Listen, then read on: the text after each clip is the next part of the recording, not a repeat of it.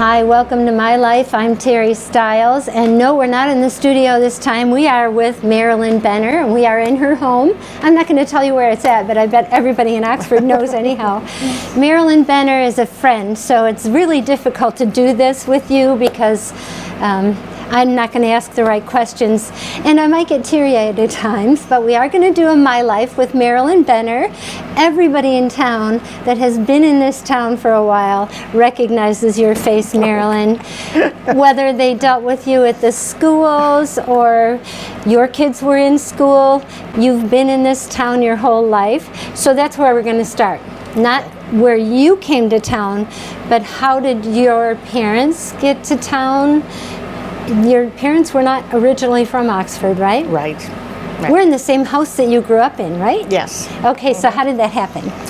Well, my mother came from Kentucky, and her brothers came up here to work at the auto industry, which most people did during that time. Yeah. And they lived around Detroit. Well, my uncle wanted to get a more reasonable place to live, and he wanted a small town. So he checked on things in Oxford and decided to move here. So he and my mother and the younger brother and my grandmother all moved into Oxford in 1934. Oh, wow. My mother said they moved here on her 21st birthday. Oh, my goodness. They moved into an upstairs apartment on Denison Street. So the house is still there? Yes, it's still there. Did you ever get to go in it? I did, because some friends of ours, the Juris family, bought the house. Oh, and we were friends with them, so one of the nights that we were over to their house, she took me through the upstairs. Oh, nice. Nice. And so while they were living over there to make extra money, which was during the Depression, they decided to grow some produce. And one of the places, I don't know why they picked this, but was up on the hill from where I live now, where the Oxford High School is.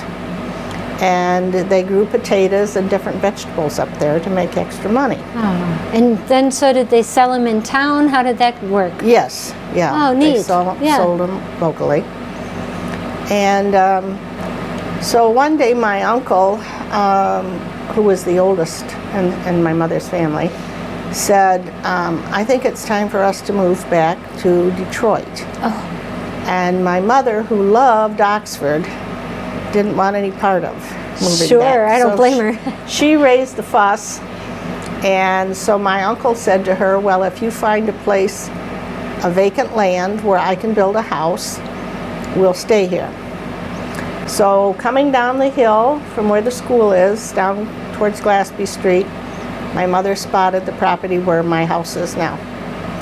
And so that's what happened. My uncle bought the property, it was for sale, and he and his younger brother built the house that I've lived in. And so they moved in, and my grandmother died 2 months later. After they built this beautiful house? For her, yeah. Oh, my goodness. My younger uncle decided then that he would join up to serve in the Second World War. Oh my goodness. And sadly he was killed. I was a baby, so I never got to know him, although I have read a lot of his letters that he sent home. And you got to know him through the letters. He got killed in the Philippines, yes. Kamikaze hit their plane. And so the remaining uncle and my mother were here. After a while, my mother met my father, who was from Illinois, and also he came up here because better jobs. Okay, so that's how they met. Yeah, they got married, and they were living here with my remaining uncle at the time. So as a baby, from being brought home from the hospital, I came here. Well, then they decided they wanted to get a place of their own. So the remaining uncle said, well, I'm working in Detroit for the Detroit newspaper, and it's a long drive for me from Oxford. So he said, my parents had bought a house in Pontiac, and we had only lived there a short while, and he said, I'll sell or we'll trade houses. Trade. Yeah, And so you were raised basically then in this house. pretty much. And so you went to grade school here. You have two siblings? Two sisters, Two sisters. two younger sisters. Kathy and I guess Carolyn. Carolyn. She doesn't Carolyn live in lives Michigan. in California, but Kathy lives in a house that Danny Ludwig built for a subdivision back oh yeah, behind me. right behind So, you. yeah. That's nice that she's still around too. Yeah. Oh, that's good. And so you were all raised here. So tell me about childhood. Where'd you go to school? I went to Daniel Axford School. Oh wow. And Tell me about your childhood. It must have been pretty different. What was it like growing up in Oxford when it was such a tight, tiny community? You knew everybody. I could almost right? tell you at one point in time who lived in almost every house in the village, because I was either friends with or we had neighborhood friends and people that my mom and dad knew. And so I knew a lot of the kids. And when I first started Daniel Axford, I was when I was in first grade at Daniel Axford, we had just a crossing boy help us cross the street, M24. So I was going to ask you, you walked to school then? Yeah, I had to walk to school. Oh my goodness. Which is a mile from my house to Daniel Axford. And at the time, Daniel Axford didn't have a cafeteria. So I had to walk home at lunch, Wow. walk back again. When I walked home at lunch, I had 5 minutes to eat my lunch, Yeah. and then walk back, Wow. and then of course walk home at night. So it was about 4 miles a day. And but it was strange to me to think of having a 5th grade student help us little ones cross M24. Yeah, no At kidding. that time. Yeah. And that was their big trucks going through, because that's when yeah. the gravel pit was really active on M24 For north, sure. where Myers is now. Right. And then was Koenig's also active Yes. at that time? Yes. When you were walking home, it was getting dark in the wintertime, right? Oh yeah, right. Wow. And it's not like mom and dad got in the car and drove you like they do now. Right. It's amazing. And I can remember seeing the snowbanks just piled up so high, and we children, when we'd come home from school, would walk up and down the snowbanks. But you did go play at the high school. Oh yeah, right? oh yeah. All the kids in But- town. Yes, yes. We would, we enjoyed the old fire escape that went down from the 2nd floor of the Washington Street School. And it was a metal. And in the summer when school wasn't in session, we would go home and get wax paper from our mother's kitchens and bring big rolls of it up and sit on it, climb up first of all up into the top, and then put that on our behind and slide down. Wow. And we really come rolling out of that fire escape. No broken arms or anything, No, huh? Wow. no. And of course, the old Washington Street School, anybody that attended there just loved that school. It was so unique. It was a beautiful old school. So where did you went to DA, and then did you go directly, was there a middle school or No. junior high or anything? No, junior high started 7th grade at the old school. It was the 7th through 12. The old school on Pontiac or the one on 24? No, the one on 24. Oh, okay, you The did old- go to that school. Yes, I then. did. Oh, And my first day there, I started to come in the west door, which was the big main doors on the school. And the principal at that time was Mr. Johnson. And Mr. Johnson saw me, and because I was so short and so small for my age, he pointed at me, he said, "Young lady, you go back down to Daniel Axford School. This is for the older kids. You go back there." Well, I was so shy, I wouldn't would have speak been up and devastated. tell him, "Well, I'm in 7th grade. I'm supposed to be here." So I turned around like I was leaving, and he walked on, and then I had to sneak back into the school. oh my gosh. You didn't have to have your mom come up and say, "No, really, she belongs here." No. And now, I so didn't. how far behind is Kathy? Kathy's younger than you? Carolyn is my next sister in age. Okay. And she went as far as 7th grade at the old school. And then my parents moved to California. And I was going into my senior year, and I really didn't want to go out there because I had friends here. And so my father said, well, if somebody would let you live with them. Well, my best friend at the time, her parents, her mother was a school teacher, and they said I could live with them. Oh, nice, good. So they lived in Oakwood. Oh. So I moved out to Oakwood, and I finished my senior year at their house. So you were able to graduate from Oxford. Yeah.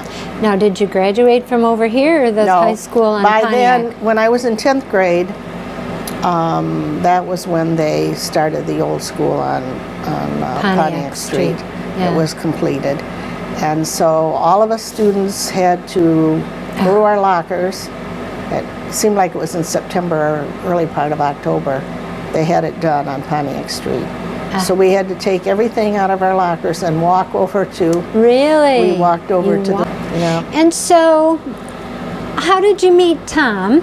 Tom Benner, everybody knows, everybody that's been involved in the village knows Tom. He was not from Oxford though, right? No, he was from Attica. Okay, I'm going to have you tell that story, but we're going to take a break. We'll be right back.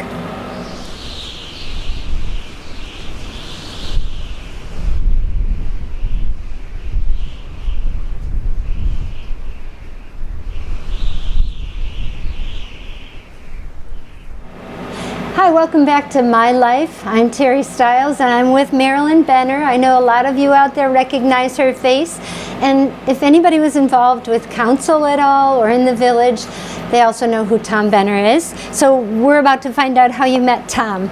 He told the story many times and I love it. So did he? I want you to tell that story. I didn't know that. Yeah. Well, my girlfriend, whose parents let me live with them out in Oakwood, had an older brother, and this older brother was friends with Tom. And who lived in Imlay City, wasn't it? Attica? Attica, Yeah. which is near Imlay City. Yes, he went to school there. And so my girlfriend had met Tom earlier when I wasn't there, and she kept telling me that she wanted to go out with Tom Benner. We went to Sunday school at the Baptist church, which later burned down, struck by lightning and burned down. Oh my gosh. We pulled out of church. We had her parents' car, and as we started south on M24, my friend spotted Tom's truck parked in front of Red's Grill, which was the old bowling alley, and there was a restaurant. I can't remember what building is in there now that's changed. It was on 24? It's north of the school board office. Oh, okay. It's one of those Wow, buildings really? in there. Yeah. Wow. And it was a 6-lane bowling alley. Oh my gosh. I remember they had the pin setters, and one of my classmates was a pin setter back there. Oh my gosh. And I threw the ball one of the times when I shouldn't have, and hit him in the leg, and I heard this, ouch! Oh no. Oops, sorry. You But probably weren't the only one. No, probably not. And but there was a restaurant also in there called Red's Grill. Wow. Because Red Collier owned the building. Oh, okay. And so when she spotted his, my future husband's truck there, she said, well, let's pull in. I want you to meet Tom Benner. I said, okay. So she pulled up, we went in, and she introduced me, and the three of us talked for a little bit, and she said to me afterward, can you see why I want to go out with him? He's such a nice man, and blah, blah, blah, guy. And I said, yeah, he seemed like he was nice, you know, but that was it. She was the one who wanted to go out with him. Right. So a few weeks later, her brother, I was at her house, and her brother said to me, Marilyn, Tom Benner wants to go out with you. Oh, that made it really comfortable, didn't it? Oh, here's my girlfriend who wants to go out with yeah. him, and he wants to go out with me. So we didn't really go out right away or anything. He didn't ask me out right away, but over time he would stop by the Browns were their name, Mr. and Mrs. Brown, and he would come in to talk to my girlfriend's brother. Yeah. But he spent a lot of time talking to me too. Of course. And so eventually I went out with him, and after a few months of being around him and stuff, you know, I began to like him. To see what a nice guy he was. Yeah. She met another friend of her brother's. She started seeing him then, and so that worked out. Yeah. Yeah, that did. And so you started dating him while you were still in high school? Or yes. Had you graduated by then? No, I hadn't graduated yet. But I knew him for probably 9 or 10 months anyhow. Wow. So. And the rest is history. Yeah. So you ended up marrying Tom. So what happened in between? Did Tom started working, or was he? I know he was a truck driver for a while. He worked for the gravel company. So how did all that go? Well, when I first met him and when he would stop in out there, how he got to know the Brown's son was they both hauled canned milk. And so he had to go to the farms and pick up the milk and take it to the dairy, which was Seal Test Dairy at that time in Detroit. Oh, wow. So after we were married, I went with him a few times to do that. But it started being that bulk milk was coming in instead of lifting those heavy cans. And I can remember those cans would weigh close to 75 pounds. I bet. Because of the bulk coming in, then he sold his business and went to work for Mickelson Corporation, which was the gravel company on the west side of Oxford. So he drove truck for them, right? And he drove gravel truck for so many years. So you were married, you got married, and you moved out of out of Oxford and into Lake Orion for a while, right? Yeah, but only for 3 months. Oh, okay. Yeah, and then we you moved rented back a house. here? Then we moved back here because my parents then decided they wanted to stay in California. But they didn't sell the house? No, they just let it. Good thing, yeah, huh? Yeah. Wow. So then we said, well, we would like to buy it if you want to sell it. So my parents sold the house to me. And they stayed in California. What made them go out there? My dad got tired he worked for the auto industry. He was a draftsman, and different times he'd get laid off, and then the cold weather, snow and ice, and he wanted to get something that was more permanent and where the weather was nicer. So they tried it. That's why they left the house locked up and went there. But what they made liked them it. go to California rather than like someplace close by, Florida or? Some of the jobs that he was applying for were better and better paying out there. Oh, And yeah. one of my mother's sisters lived out there too. Oh, that helps. So that helps, yeah. Right. What part of California did they move? Southern California, south of Los Angeles. I didn't realize that. Yeah. And so you never ended up moving out there? No.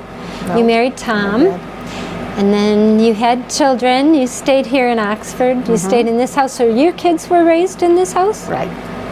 Yep. So when did you have, so let's go back to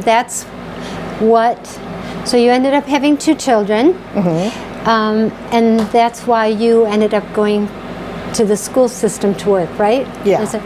When my son, first I had my daughter, and she was in school, and then I had my son, and when he was going to start 1st grade, I thought, I've never worked out of the house. I would like to have a job. All right, so that's where we're going to leave it. We're going to take a short break. Okay. We'll be right back, and we'll find out how Marilyn got involved in the school system.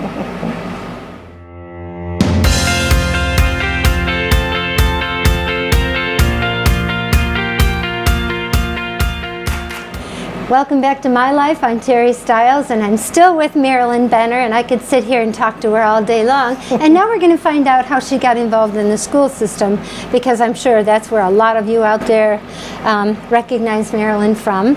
So you had your 2 kids. Sherry was the oldest, right? Yes. What year did you have Sherry? 1963. Oh, okay. So you've been involved with the school for a while. So you had Sherry. How far apart are Sherry and Alan? A little over 2 years. Okay. So then when Alan started school, I was talking to, at the time, my best friend. She still is my best friend, but I just wanted to say that. And I said, I'd like to work outside of the home. She said, well, have you thought about working for the school district? Because they're good about when you have children, you're off in the summer when the children are there, and you know. So I said, well, yeah, maybe I will. So I applied for a position that was at the old Washington Street School, and Mr. Rathka was half-time principal and half-time teacher. Yeah. And the school was a 5th and 6th grade only at that time. Oh, middle school then, kind of. Yeah. Yeah. Before middle school was popular. Yeah. Older elementary. Anyhow. Yeah. And so I started work there, and my friend at the time who told me to work for the schools has told me later on that she thinks she should be entitled to half of my pension because she's the She one. got you there. She's the one who recommended I go to school. Well, yeah, she should negotiate. And anyhow, I started there, and then there was a position at Daniel Axford, and so I applied for that one and worked there. And I worked there for a while until financially the school district had to lay some people off. So how long were you at Washington Street? About 5 years. Really? And then you went to DA. Right. So by this time your kids are at DA as well, right? So you Right. got to see them and keep an eye on what was going on with them. Right. At that time, Oxford must have been growing a little bit Oh, it was. Yeah. because it was. the gravel industry was huge here. Right. And I remember coming up here for restaurants and shopping. I think Madaw's was here. Yes. Dancers came in the late 60s, I think. And yeah, Right. it got to be really popular all of a sudden. So good for you that you got to have your kids there. So how long were you there at DA before they had financial I was there about 4 issues? years. Okay. I was there about 4 years, so it must have been around near 1980, 79 or 80. So there was a position back at the old Washington Street School, Ah. so I went back there again, Okay. and I was only there for maybe, I don't know, 9 or 10 months. And they decided then to close the school down. And so Were you in the office, working in the office? No, or- I wasn't at that time. I was helping Mr. Freimiller, who was a phys ed teacher at the time. Oh. And so I was like an assistant. I had the girls' phys ed class to help him with. Really? Fun. And he was a nice man to work with. I want to mention that too. And so then they moved us out to Lakeville, to what's now Lakeville Elementary. And that was the And junior that was high. the junior high then. Mr. Wow. Farragon was principal. And at that time, besides working with Mr. Freimiller, I worked with Bud Raleigh. Oh, was he a gym teacher or He was a something? gym teacher, Oh, okay. and he had a girls' Wow. phys ed class. Oh. So I had to be there to You go had in the the locker experience. room, and Oh. I'd had experience. Yeah. And between doing that, and I also worked with Mrs. Kubish, who was the librarian. Ah. So I worked in the library Wow. as well. Yeah. Wow. You've done every aspect, really. And Yeah. so how did you end up back at DA? Well, then, after I had worked there for a few years, the secretary was retiring from Daniel Axford, and I applied for her position, and I got it. And I worked with the nicest group of people. Was Mr. Best there at that He time? was, he yeah, was. okay. And then was you and I wonderful. worked in the office for a little bit. Yes. I was there for a little bit, and then I ended up over at what's now OELC. Oh, okay. I went to the young kids. I was with 2-year-olds and 4-year-olds for a while. Oh, okay. That's after we moved in to Oxford. Moved into The Oxford. second time I moved into Right, Oxford. Huh. right. So you were there with Mr. Best until he retired, right? Yes. And I just want to mention that Mr. Best was the best. The best. He was wonderful. And then they decided to tear down the old section of Daniel Axford. Yeah. And Mr. Best was going to retire then also. And one of the things I did once school was out from the children, I took a movie camera and I went over and I took movies of the old building before they tore it down. And I have it on a disc now. Really? That's And wonderful. one of the things in the north entranceway to the school was a picture of Chief Pontiac. Yeah. It was a great big picture. I remember that. Well, they were getting ready, they were going to take it down. Some of our custodians were there, Jim Graves and Brian Hall, and we spotted that there was an envelope there, and we read it, and it told about a time capsule. And I imagine a lot of people in Oxford that went to Daniel Oxford aren't aware of that. But this time capsule said that, or the letter said that the time capsule was buried by an old pine tree that was there on the corner of the property. So the custodians dug it up and found it. Really? And it was written in there when the school was first started. Wow. Which had was to be, when? Well, Oh my when goodness. Daniel Axford was built, they built the auditorium on the old Washington Street School the same year. They must have passed a bond millage. And so that was 1928. Oh my goodness.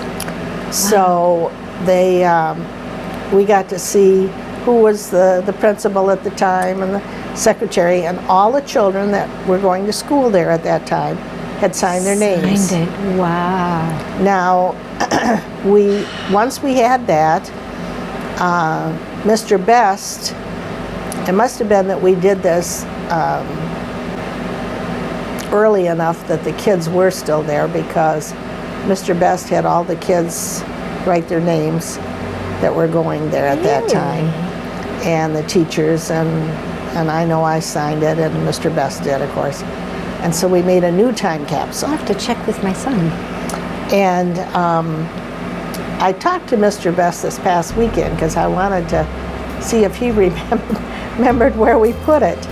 And he said to talk with one of the custodians, because he thinks that they put it back in the wall somewhere in there. Of the school? Yeah, yeah. Oh, of the new part of the school. Yeah. Really? So is there some kind of indication that there is a time capsule then? Well, I remember signing Except a for you paper. remember. Yeah, and Mr. Really? Best does too. But I would have to talk, I was thinking I'm going to talk to the people at the museum or Jim Graves and find out where exactly they put it there in the school. Right. And maybe the district knows, I don't know that. But And so the time capsule that you dug up, what did it look like? Was it like cement? it was paper, but it was in What like was it kept in? I'm not exactly sure what it was in, I can't remember. But I know that Preserved it well. it leaked a little bit in the capsule and got a little bit of the signatures, not many, but it did kind of. So where is that paper now? That was put back in with the time capsule. Oh, it was? Marilyn is a time capsule for our schools, because you've been there for 38 years. So we're going to hear more about 43. that. 33, sorry. 43. 43 years. Oh my 43 goodness. years. So we're going to hear about the rest of your school life and about the schools and how they've changed in Oxford on part 2. We're going to do part 2, My Life with Marilyn Benner, so don't miss it.